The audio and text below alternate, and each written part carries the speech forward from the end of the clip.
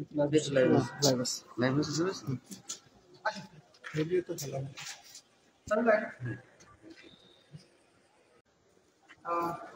অনেক ধন্যবাদ। আমরা আবার লাইভে চলে আসলাম। আমাদের আজকে যে পরীক্ষাগুলা নিয়ে যে কথাবার্তা বা যে কেস মামলা রিট পিটিশন সব নিয়ে কথাবার্তা আজকে বলবো। এবং এখানে অনেকগুলো গ্রুপ আছে যারা এলজিবিতে বারবার আসছে।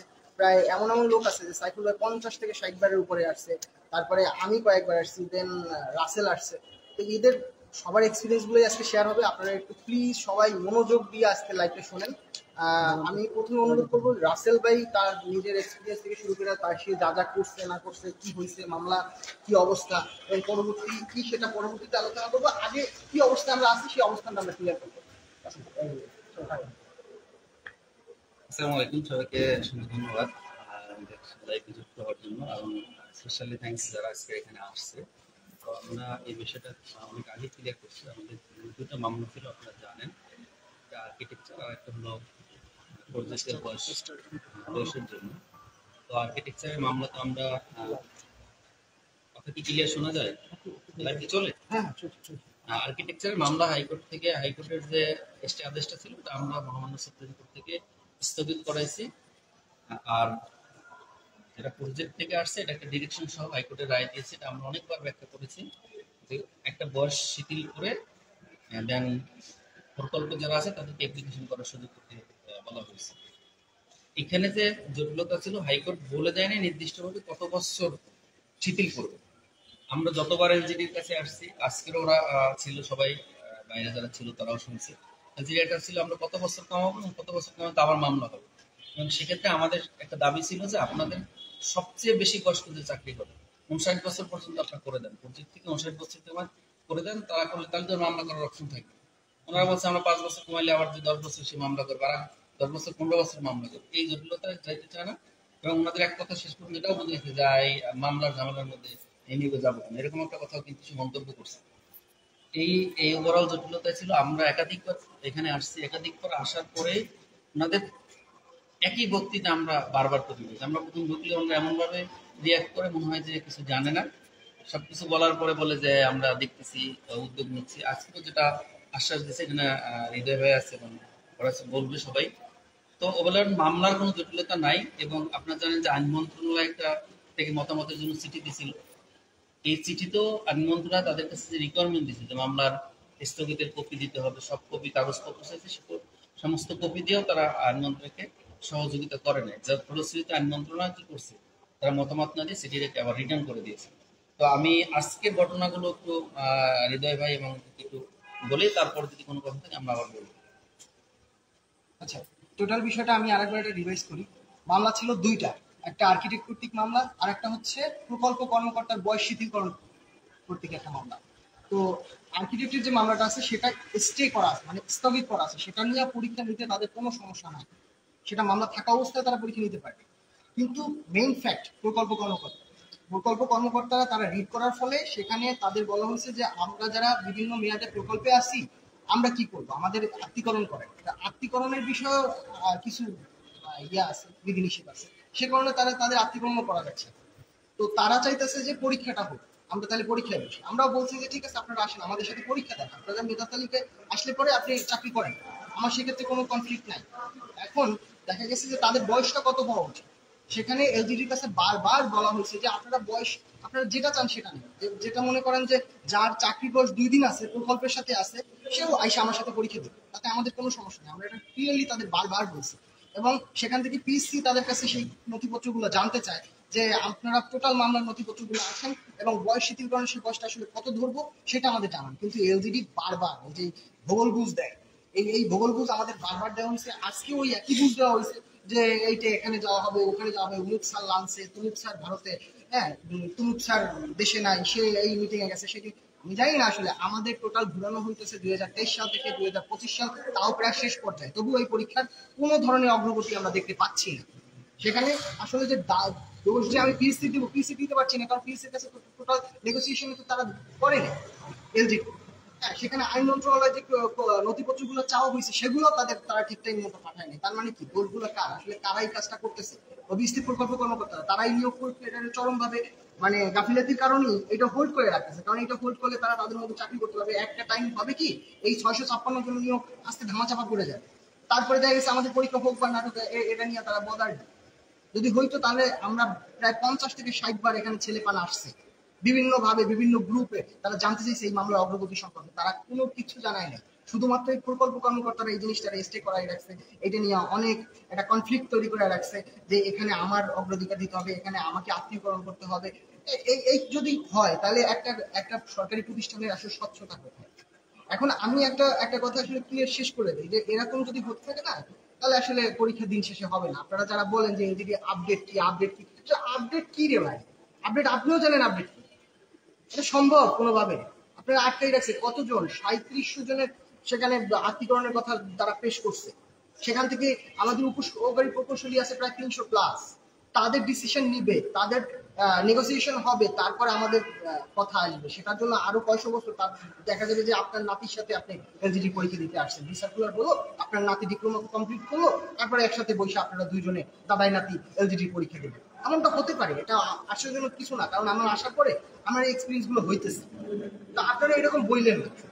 এখন যেটা হইতেছে, আপনি এখন যেটা মনে মনে ওই টেবিলে বসে যেটা বলতেছেন না, আন্দোলন, ইয়েস দ্যাটস দ্য পয়েন্ট, যে আপনার আন্দোলনে নামতে হবে। আর না কান্না করলে না মাও দুধ দেয়, ঠিক আছে? সো আপনার এটা জানাতে হবে। আপনি কি করছেন? রেলের কি করছেন? প্রথমে পরীক্ষা বাতিলটা কিভাবে করলেন? আসলেন, আন্দোলন করলেন, সুরাবের সাথে বসলেন, সরকার পতন হইল, দেন আপনি পরীক্ষা দিলেন, তারপর আপনি টিকছেন। মুভমেন্ট ছাড়া কিন্তু সম্ভব হয় না। তো আপনি যদি মনে হয় যে এলজিডি পরীক্ষা আপনি রুমে থেকে দিয়ে বলাইবেন, আসবেন আর অ্যাডমিট কার্ড নিয়ে পরীক্ষা দিয়ে যাবেন, আসলে আপনার এটা ভুলা যাবে। I am sorry to say যে এইটা আসলে সম্ভব না। আপনি যতই গাফিলতি করবেন, আপনি যত বসে থাকবেন, আপনারা এই যে ফাইল ঘুরতেছেন, আমি ওদের সরাসরি বলছি যে আপনারা এরকম ফাইল টেবিল টু টেবিল একটা ইন্ডিভিজুয়াল পার্সনকে ঘুরাইতেছেন না, আপনি 30,000 ক্যান্ডিডেটকে ঘুরাইতেছেন। আমি সত্যি এই 30,000 ক্যান্ডিডেট আপনি যে বৈশা লাইভ দেখতেছেন, আপনারা এইভাবে ঘুরতেছেন এবং আপনাদের ঘুরানো হইতেছে। এর কোনো ইয়ে হবে না। আপনার যদি কথা বলতে হয়, আপনারা ওখানে জয়দেবপুরে বসেন, সবার সাথে মানববন্ধন করেন, নিউজে আসেন, দেন আপনারা এলজিডিতে চলে আসেন। সেটা আমরা পর্যায়ক্রমিকভাবে আন্দোলনের একটা পদ যেভাবে হয় সেটা আমরা দেওয়ার চেষ্টা করি। সেইভাবে করলে আশা করি ভালো হবে। এছাড়া আপনাদের মাথা থেকেও যদি ভালো কোনো আইডিয়া আসে, আপনারা আমাদের সাথে শেয়ার করতে পারেন, ঠিক আছে? আর একটা বিষয় কি, আন্দোলনে নামতে হলে তার আগে আমরা যে বিষয়টা 50 বার বা 30 বার এখানে আসার পরে যে জিনিসটা অনুধাবন করতে পারছি, এই জিনিসটা ওই পড়ার টেবিলে যে ছেলেটা 10 ঘন্টা 12 ঘন্টা বইয়ে আসছে, ওই ছেলেটারে আসলে এই বিষয়টা আমাদের বোঝানো সম্ভব না। ও তো দেখা গেছে 500 টাকা এক লোকের দিয়ে দিছে এই মামলা নিষ্পত্তির জন্য, ও ভাবছে যে এইটি হয়ে যাবে। আসলে ভাই, টাকায় সবকিছু হইলে না, তাহলে আমরা চাকরিটা টাকাই পাই যাবো, তাহলে মেধার খরচ করতাম না। হয় না ভাই, একটা লোক যে দেখা গেছে টাকা দিছে কিন্তু ওই দিনের পর দিন এই এলজিডিতে আসছে, এই শুনানিতে গেছে, এখানে ওখানে ভাই বিভিন্ন ভাবে গেছে। দিন শেষে এটা এটা এটা শুধুমাত্র একটা খেলা। যেখানে আপনি 4 লাখ টাকা দিয়ে রাখছেন সব জায়গায়, সেখানে দেখা গেছে প্রকল্প কর্মকর্তারা 20 লাখ টাকা দিয়ে ওই বিভিন্ন ভাবে শুনানি, অমুক দিন শুনানি, তমুক দিন শুনানি, এইরকম ভাবেই চলতে থাকবে। তাদের তো কাজ অনুযায়ী যে যেভাবে হোক এই প্রকল্প মেয়াদ মেয়াদ বাকি থাকবে, সে তার বেতন ঠিকই পাওয়া যাবে। আর আপনি আপনার বাপের টাকায় কতদিন জয়দেবপুরে বসে আছেন, সেইটা তো তার বিষয়, সে এই বিষয়ে কনসার্ন না। আপনার রাস্তা নামতো, তারপর কথা বলতেন। আপনি বারবার ওই যে কমেন্টে বলেন যে ভাই আপডেট কি, আমরা কি করব, হ্যাঁ কি কবে পরীক্ষা হবে, ওই কবে পরীক্ষা জিজ্ঞেস করার আগে আপনি আগে এই লাইভটা দেখেন, তারপর আপনি ডিসিশন নেন যে আসলে কবে পরীক্ষা নেওয়া উচিত। আপনি যেদিন চাইবেন সেদিনই পরীক্ষা নেওয়া হবে, কিন্তু তার জন্য আপনার রাস্তা নিতে হবে। আমার কথা এখানেই, এরপর বাকি যারা আছে তারা বলুন তাদের পার্সোনাল। তো আরেকটা বিষয় একটু আমি ক্লিয়ার করে দিই আরো স্পষ্টভাবে। ওনারা যত কিছুই দেখায়, এই পিএসসির যে চিঠিটা, স্পষ্ট চিঠিটা আমার কাছে আছে, স্পষ্টভাবে এখানে বলা আছে শুধুমাত্র কত বছর শিথিল করা হবে এইটা এলজিডির কাছে জানতে চাইছে, এবং ওটা বলছে যে আপনাদের ম্যাটার আপনারা ক্লিয়ার করে দেন, আমি 10 বছর শিথিল করবো, 5 বছর, 2 বছর। ওরা কিন্তু এই চিঠিটা দেয় না। এই চিঠির জন্য এই মতামত চাচ্ছে, আইন মন্ত্রণালয় চাচ্ছে, অমুক জায়গায় চাচ্ছে। ওরা যদি চাইতো তাহলে এই মতামতটা দিয়ে দিলে যিনি পরীক্ষা হয়ে যেত। সো আমাদের অফিসিয়াল ভাবে আমরা যথেষ্ট পরিমাণ চেষ্টা করেছি, আপনারাও আসছেন, আপনারাও বিভিন্ন জায়গায় কথা বলছেন। এখন এখানে প্রেশার ছাড়া আর কোনো বিকল্প হয়ে নাই। দেন এখানে যে ভাইরা আসছে, এখন আপনারা সবাই মিলে শুধু এইখানের কয়জন, এখানে তো আমরা 100 দিন আসলে এখানে কোনো লাভ নেই, বছরের পর বছর আসলে লাভ নেই। আমরা তো গেছি, দাঁড়ে দাঁড়ে গেছি, বকাঝকা শুনছি, রুম থেকে বেরোয় যেতে বলতে শুনছি, অনেক ধরনের কথাই শুনছি, গালি পর্যন্ত দিচ্ছে আমাদের। সো এখন এই আমাদের 30,000 লোকের কাজ আমরা 10 জনে করতে পারবো না, 50 জন করতে পারবো না। সবাই মিলে যদি আপনারা এগিয়ে থাকেন না, আমাদের নেক্সট এখানে প্রেশার ক্রিয়েট করতে হবে, কিভাবে করবেন, আন্দোলন করতে হবে, সেটা আপনার ডিসিশন নিতে হবে। আসসালামু আলাইকুম। আপনারা সবাই অবগত আছেন যে আমরা দীর্ঘদিন থেকে এলজিডি একটা সমস্যাজনিত ঝুলন্ত অবস্থায় আছে। তো আমাদের ইতিপূর্বে সাইফুর ভাই আমাদের এলজিডিতে কাজ করছে দীর্ঘদিন থেকেই। তো আমরা রিসেন্টলি আমাদের হৃদয় শাহ ভাইও কিছুদিন আগে আসছিল এলজিডিতে, আমরা এই খবর সবাই জানি। এখন ব্যাপারটা হলো এলজিডি যেহেতু আমাদের দুটো মামলার কারণে ঝুলন্ত অবস্থায় আছে, আমরা মামলা সম্পর্কেও অবগত আছি, আমার বড় ভাইরা বলছে। এখন আপনারা সবাই জানেন যে যারা গাজীপুরে আমরা অবস্থান করতেছি, তো গাজীপুরের পক্ষ থেকে আমরা একটা টিম গঠন করছিলাম কিছুদিন আগে, এবং দফায় দফায় 2-3 বার আমরা যে মিটিং করছিলাম, সেই মিটিং এর ফলশ্রুতিতে আমাদের একটা টিম গঠন করছি। সো আমরা আজকে সেই টিমের পক্ষ থেকে গাজীপুর কেন্দ্রিক একটা টিম আসছে এখানে প্রায় 18 জনের, এবং আমাদের সাথে আমরা সেই 18 জনের সাথে যোগ করছি আমাদের সাইফুর ভাই, যিনি আগের কমিটিতে আগের এলজিডি নিয়ে মেন কাজ করছিল সাইফুর ভাই, সেখানে আমরা অ্যাড করছি আমাদের হৃদয় শাহ ভাইকে। আমরা এখন এলজিডিতে এসে আমরা যেটা বুঝতে পারলাম, অথবা সরাসরি কথা বলে যেটা আমরা শুনতে পারলাম, যতটুকু আপডেট আমাদের কাছে আছে, সেটা হলো ইতিপূর্বে যে কাজগুলো করছে, আমরা জানি যে আর্কিটেকচার যে মামলাটা আছে, এই মামলাটা কিন্তু আগের কমিটি স্টে করে রাখছে। মামলাটাতে আমরা একবারে স্থগিত করে রাখা হয়েছে, এবং সেই মামলার জন্য আমাদের যে পরীক্ষা বন্ধ হবে এমনটা কিন্তু না। আমাদের সেই মামলা এমন পজিশনে চলে গেছে যে ওই মামলার জন্য আমাদের পরীক্ষা নেওয়া সম্ভব। আর দ্বিতীয় যে মামলাটা আছে, মেন সমস্যা হলো এই আর্কিটেকচারের প্রজেক্টের মামলা। এখন এলজিডির প্রজেক্টের যে মামলাটা, আসল সমস্যা হলো এলজিডি চাচ্ছে না যে এত তাড়াতাড়ি আমাদের এই নিয়োগ প্রক্রিয়া সম্পূর্ণ হোক এবং আমরা পরীক্ষায় বসি। যদি এলজিডি এটা চাইতো, তাহলে এলজিডি অনেক আগেই আমাদের পরীক্ষায় বসাতে পারতো। পরীক্ষা দিতে আমাদের কোনো আইনগতভাবে কোনো সমস্যা নেই বা কোনো বাধা নেই, আমরা চাইলেই পরীক্ষা দিতে পারবো, এলজিডি চাইলেই পরীক্ষা নিতে পারবে।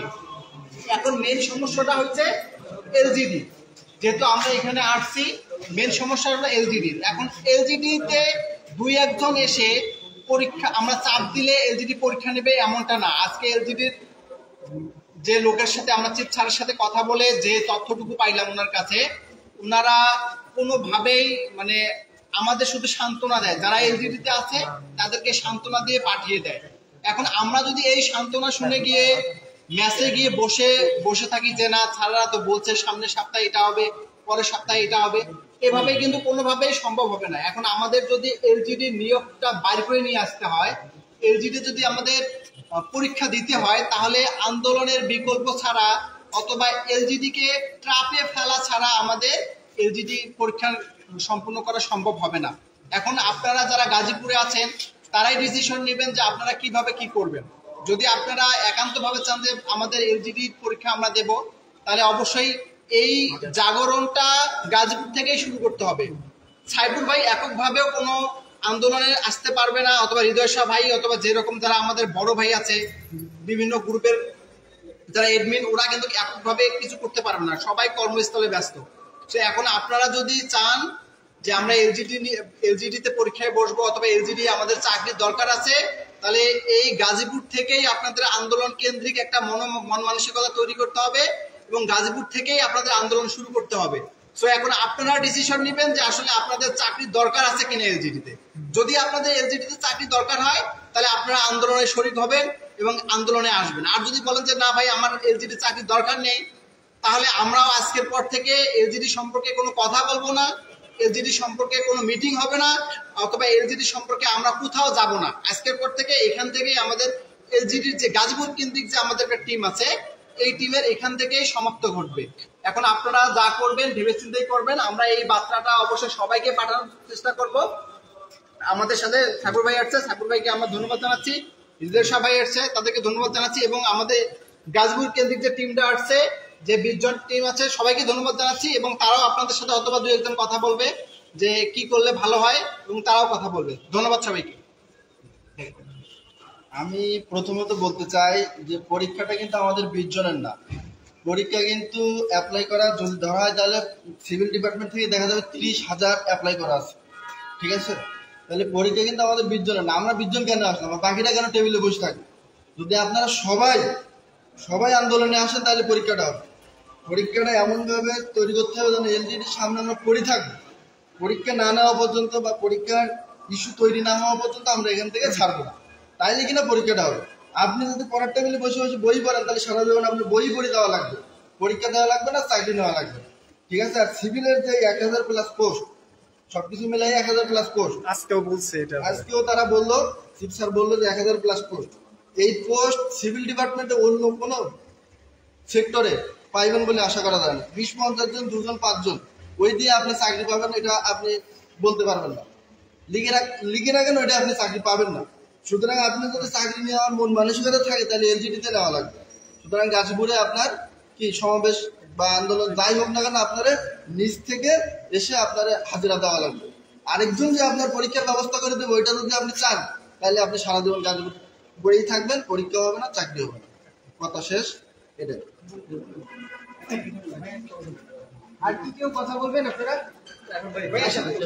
ঠিক আছে, ঠিক আছে, আর না আগে এখন ব্যাপারটা হইতেছে আমরা এখন আর একটা টপিক নিয়ে কথা বলা উচিত, যেটা আসলে খুবই একটা ভাইটাল একটা টপিক। সেটা হচ্ছে এই যে ফান্ডিং এর বিষয়টা, টাকার বিষয়টা।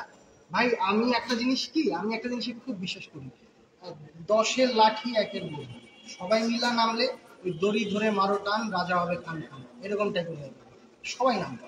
এখানে সবাই নামার জন্য ওই যে টাকা নিয়ে যে একটা ব্যাপার চলতেছে, যে কে কত টাকা ফান্ডিং হয়েছে, টাকা এর টাকা এ মাইরা খাইছে, আসলে ব্যাপারটা এমন।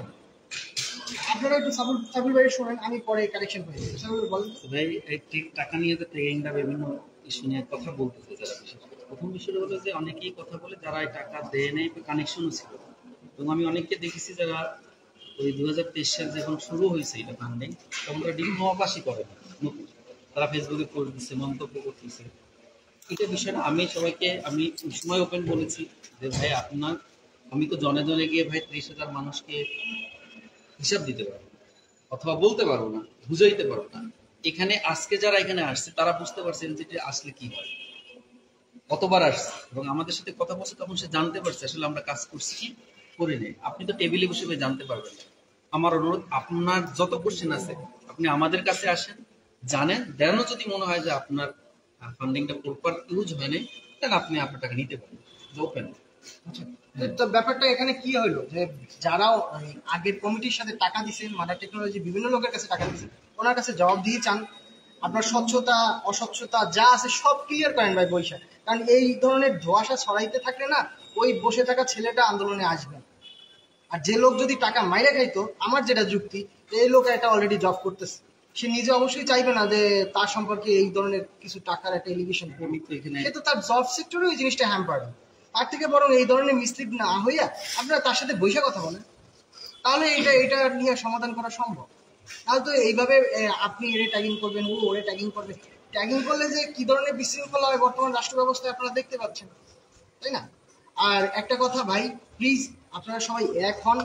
আজকে তো আন্দোলনের একটা সূত্রপাত তৈরি হলো, আপনারা টোটাল কনসেপ্ট ক্লিয়ার হয়েছে, মানে কোথায় যে আটকে আছে একদম সহজ কথায় কইতে গেলে একটা চিঠি এলজিডি দিবে যে যারা প্রকল্পের কর্মকর্তা আছে তারা, আমরা বলে দিচ্ছি যে আপনারা তার পরীক্ষা নেন, তারা ওই পরীক্ষা নেওয়ার মর্মে তার বয়স কত হবে, আমরা বলছি তাদের বয়স নিয়ে আমাদের কোনো সমস্যা নেই, বুড়ো দাদু আমার সাথে পরীক্ষা দিক, আমার কোনো সমস্যা নেই, সেই দাদু যদি পরীক্ষা পারে তাহলে সে চাকরি নিক। শুধু এই কথাটা যে এলজিডি প্রকল্প, যে কোনো প্রকল্প কর্মকর্তা তাদের চাকরির বয়স থাকাকালীন যতটুকু সময় আছে সে এই চাকরির পরীক্ষার অগ্রাধিকার পাবে, শুধু এই কথাটুক এলজিডি পিএসসি রে জানাবে বা আইন মন্ত্রণালয়ে জানাবে। এইটুক হলে পরে আমাদের পরীক্ষা নিতে আর কোনো বাধা নাই। তখন কথা আমরা পিএসসিতে বলবো, যদি পিএসসি পরীক্ষা নিতে লেট করে। আমি তখন পিএসসি রে সরাসরি প্রশ্নবিদ্ধ করতে পারছি না, কারণ পিএসসির কাছে তো সব নথিপত্র এলজিডি জমা দেয় না। বুঝতে পারেন, শুধু এই নথিটা দেওয়ার জন্য বা এই ধরনের এই প্রকল্প কর্মকর্তাদের যে দুর্নীতি, এই প্রকল্প কর্মকর্তা কিন্তু ধীরে ধীরে কোটার থেকে বড় আকার ধারণ করতেছে। একটু ডিটেল বলা যায়, 3700 জনের জন্য তারা পেশ করছে প্রকল্প আত্মীকরণের জন্য।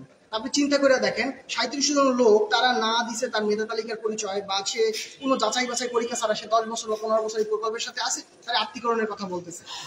তাহলে সেই যে ছেলেটা যে বছরের বছর চাকরি প্রিপারেশন নিতেছে একটা পরীক্ষার জন্য, তাহলে তার জন্য আপনি কি করতেছেন? সেখানে বৈষম্য তৈরি হচ্ছে না? এইটা তো তাহলে তো আমি দেখতেছি যে কোটার যে মুক্তিযোদ্ধার নাতির সাথে বৈশা তো অ্যাটলিস্ট আমি পরীক্ষা দিতাম। এখন তো আমি সেই মুক্তিযোদ্ধার নাতি দুর্গতা এই প্রকল্প কর্মকর্তা চুরি দেই না, কোরআনের কোন কর্মকর্তা সে চাকরি পেয়ে গেছে রাতারাতি, তাও স্থায়ীকরণ করা হইতেছে। এটা তো তাহলে কোটার থেকেও ভয়ঙ্কর হয়ে যায় দাঁড়াইতেছে এই প্রকল্প কর্মকর্তা। আপনারা নিজেরা বিচার করেন। আর আমি বলতেছি সবাই এখন আন্দোলনে নামেন। আপনারা নামলে পরেই দেখবেন যে বেশি না, আপনারা ভয়েস রাইজ করলে ওরা টিকতে পারবে না, ওরা টিকতে পারবে না। এই ভবনটা বেশি বড় না, আপনারা এই 19 জন না 19 জন রে আপনারা 19,000-এ পরিণত করেন, দেখবেন পরীক্ষা ঠিক নিবে। আপনি তো সৎ পথে নামবেন ভাই, নিজের মেধার পরিচয় দিতে নামবেন। আপনি নামেন, পরীক্ষা নিয়ে নেন। আপনারা আর জিগাইয়েন না ভাই আপডেট কি আপডেট কি। আপনারা নামেন, রাস্তায় নামেন না, প্লাকার্ড লয়ে দাঁড়ান, আন্দোলন করেন, স্লোগান তোলেন, কণ্ঠে কণ্ঠ তোলেন, পরীক্ষা নিয়ে নেবেন। আর সাইদুল ভাই সম্পর্কে আমি আবারও বলতেছি, ওনার যদি কোনো কনফ্লিক্ট থাকে যে মনে হয় যে ওরা দুর্নীতি করছে বা টাকা মারছে, আমি জানি না আসলে ওই বিষয়ের সাথে আমি জড়িতও ছিলাম না, তো আপনারা তার সাথে বৈশা কথা বলেন। তা আমার মনে হয় না যদি সে এটা করতো সে এখন এলজিতে আসতো না, সে ওই যেখানে চাকরি পেয়েছে সেখানে বসে দেবে।